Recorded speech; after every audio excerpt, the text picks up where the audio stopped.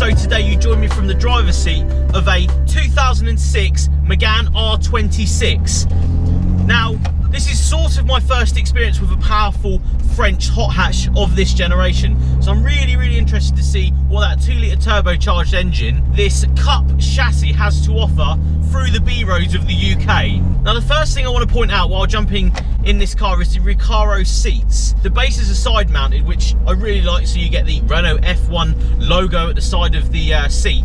But they're very comfortable, and that was the first thing that sort of shocked me when I jumped in this car, was the comfort level. Although the car itself is lowered, you know, as standard, it's a little bit harsher than a standard Megane, but it's very tame inside. Although this one as well has a straight-through exhaust system with the cat still in the front of it, it's very civilised in here until you put your foot down.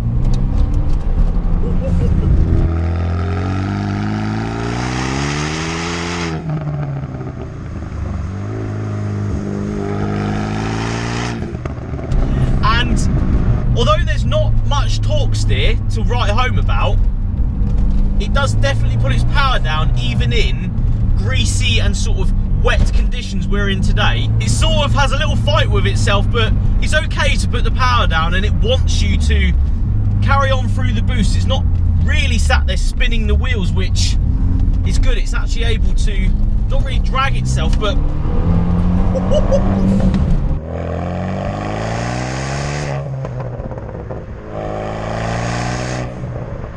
put the power down when's needed. When you come out of the corner, say in second gear like we just were then, you can put your power down through the boost. Not a lot of, you know, activity from the front end, which always goes down well in my books. You don't want, you know, too much aggression from the front end pulling you all over the road. It's actually able to put its power down, which sort of shocks me a little bit. You think, you know, this, I wouldn't claim a brake horsepower of, you know, more than 260, 250 brake horsepower in this one, but you still got to remember it's a light car with that amount of power going through the front wheels. You'd expect more of a sort of theatre behind it, but I'm actually quite impressed to say that it puts its power down. But that's the best surprise, I think. You know, the other surprises that go with this car are a nice interior. You're able to have a nice time and then put your foot down when you want down any given B road. Have a little fight with the light Cup chassis. Yeah, feels good. It feels light and nimble, this car. It's what I like the most about, you know, the French side of things. So first gear pull.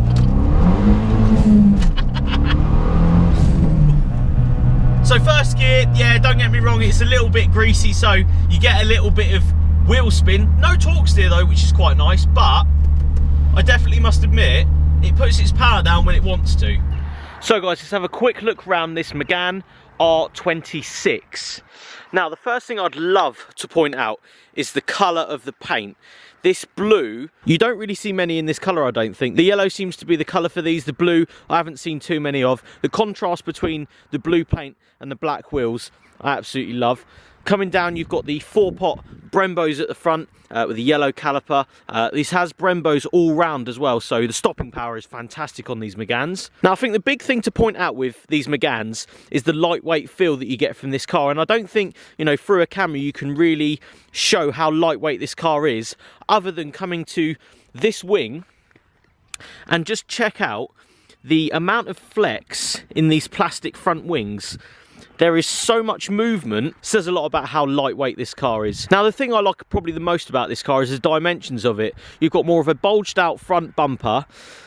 As you come round to the back of the car, you have more of a bigger arse on it. These cars, you know, are well known for having a more rounded rear end than others, but this one has a bit more of a bigger, lower sort of rear bumper with this mesh at the bottom with the twin pipes coming out the back. This one also has the R26R spoiler as a good touch to the rear of the car. Coming around the back of the car though, making all those pops and bangs, is the MIJ exhaust system. Now, it's a backbox cut, a centre box cut. This is pretty much a straight through exhaust system bar the catalytic converter, which is still in the car. Coming inside the car, this is the part I like the most, I think. The Recaro seats, very, very nice colour with the blue sort of suede effect with the leather big armrest as well. So as a daily car, you could happily daily this all day long. You have another armrest here with a bit to stash things in. You have another bit down here to stash things in. But as you do open the door, I love that the seats are side mounted, so you have this Renault F1 team logo just there on the side of the seats.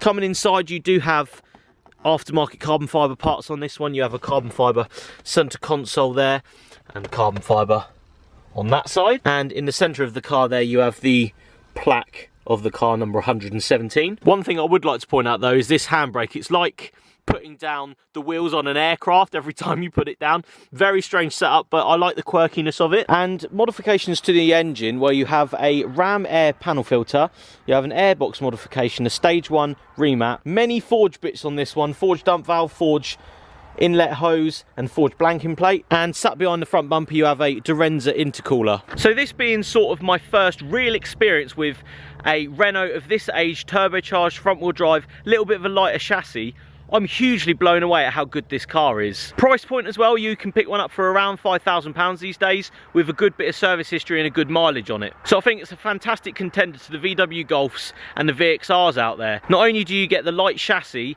you get the power to go with it, the funky Recaro interior, and that great handbrake. What more could you ask for? So a little first, second and third gear pull for us.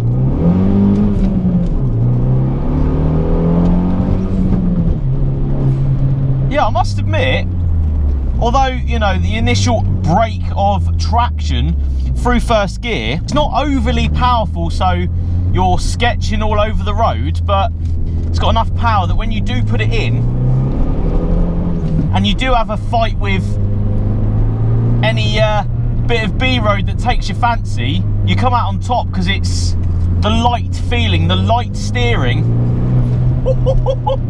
and the feel of a more weight-friendly drive. That's what it is, it's weight-friendly. The car's so light, it feels really good through the corners, which is sort of refreshing to jump into. Jumping into something that, like that.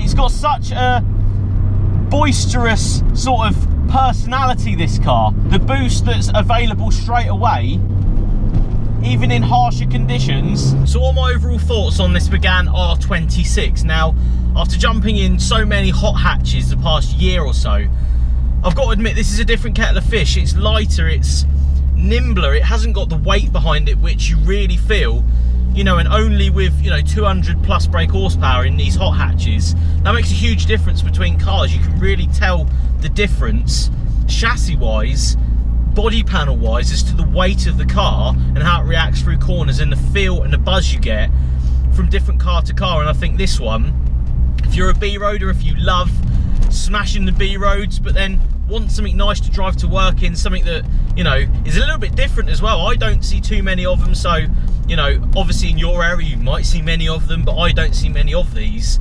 It's something a little bit different to, you know, bring to the table, to the hot hatch table. And I think for me, this R26 has sort of opened my eyes a bit to more of a exciting, lightweight feel to, you know, these newer hot hatches. I think that's what it is. It's a new age hot hatch with old school feel to it. So guys, thanks for watching. Head over to fydapparel.com, cop yourself some FYD merch to support the channel. Leave a comment in the comments box below about this car. What do you reckon? Do you like it? Do you own one? Let me know in the comment section. And I'll see you all on the next video. Cheers guys. Whoop, whoop.